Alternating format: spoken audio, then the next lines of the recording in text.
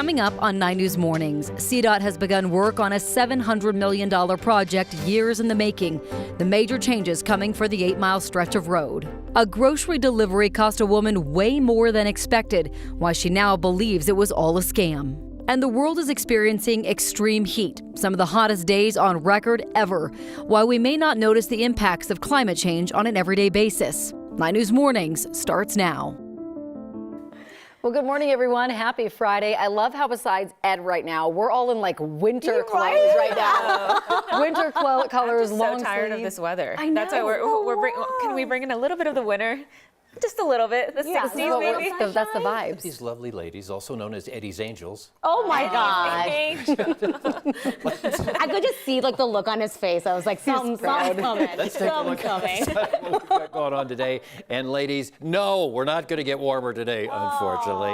You can see temperatures 40s, 50s, 60s, just depending on where you are in the state right now. We do have some showers and thunderstorms. And look over southeastern Colorado. Boy, they were heavy out there, and they've all pushed off. We saw several tornadoes yesterday, believe it or not. Showers and thunderstorms back once again, and yes, they will see severe weather on the eastern plains and 77 degrees for a high, only 79 on Saturday. Now things begin to change. We dry it out on Sunday. How about 84? And look at this, 90 on Monday and 94 by Tuesday. All right, thank you, Ed. I'll take that 94 degrees. That looks pretty good right now. Now, I do want to give you a live look right now from our CDOT cameras. I-225 for those heading northbound. This is right near Alameda Avenue. You can see quiet start to your morning, and that's kind of what we're seeing all across the metro area. And you can see if you're heading down to south to Parker, or maybe north if you're heading to the Thornton area, or if you're heading to Boulder, it's going to be a nice 18-minute drive. You can see those speed times coming in 64 miles per hour. Now, if you're heading up north, taking I-25 from 144th Avenue to I-76, it is going to be a 69 miles per hour, and it's going to be an 8-minute drive. Again, no crashes to report right now. Back to you guys. Brianna, thank you. Right now, construction is underway on an 8-mile stretch of road between Evergreen and Idaho Springs. CDOT has closed the left lane eastbound on I-70 from Idaho Springs and Floyd Hill until 6 o'clock this morning. US 40 eastbound will be closed today between US 6 and Floyd Hill from 8 in the morning until 6 this evening. This is part of a $700 million improvement project to add an express lane on westbound I-70 through this stretch, among other things. Courtney Yoon will join us live coming up at 5:30 with the details of the project. XL will still be working on full repairs today after a gas leak in Broomfield. The good news is people are back home today.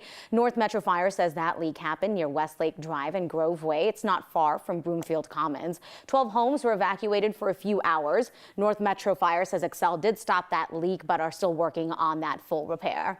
Colorado Senate Republicans are pushing for Governor Polis to call a special session to address the state Supreme Court ruling that requires all suspects, even murder suspects, to have bond hearings. The Republican lawmakers say letting those suspects out of custody poses a significant public safety threat. They argue it needs to be addressed now and not during next year's session.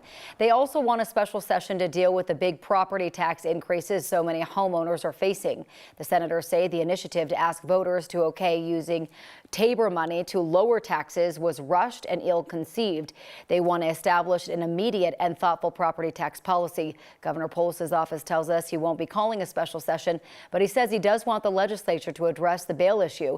He also said allowing voters to cut the tax hikes is common sense. The Supreme Court's decision allowing creative businesses in Colorado to deny services based on the business owner's views on same-sex marriage has now set off concerns about that discrimination extending to other groups. The conservative justices agreed with Littleton's Lori Smith that her right to free speech is extending to discriminating against same-sex couples by refusing to make them wedding websites.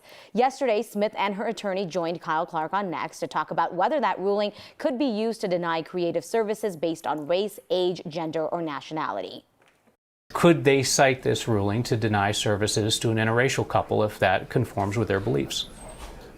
Well, this case is about speech, and what you're saying there, some people may have very despicable views when it comes to speech, but the court said that people should have the right to speak freely, even on topics that they find offensive. But the most important point here is that nobody, regardless of how you identify, regardless of whether you're of your race or your religion, no one should be denied goods and services. So that's good news for all of us. The ruling, of course, does allow business owners to deny goods and services if the business owner says they'd be compelled to create a message they don't believe in. You can watch that full conversation on 9news.com and the Next YouTube channel. The Iowa teen accused of murdering his Spanish teacher has been sentenced. Willard Miller has been sentenced to life in prison with a possibility for parole after 35 years. Miller's one of two Iowa teens who pled guilty to the murder of Nohema Graber. Prosecutors say Willard Miller carried out the attack back in 2021 after Graber gave Miller a bad grade. Sentencing for the other suspects will happen next month. White House officials are still investigating how someone was able to bring cocaine into the White House, and where the bag was first reported has changed. Sources say it was found in a cubby near the White House's West Executive entrance. A previous report said it was found in the West Wing lobby. Investigators expect to be done with the investigation by Monday. Twitter is suing Threads, saying competition is okay, cheating is not. Twitter's accusing Meta of misappropriating Twitter's trade secrets and hiring former Twitter employees who had confidential information.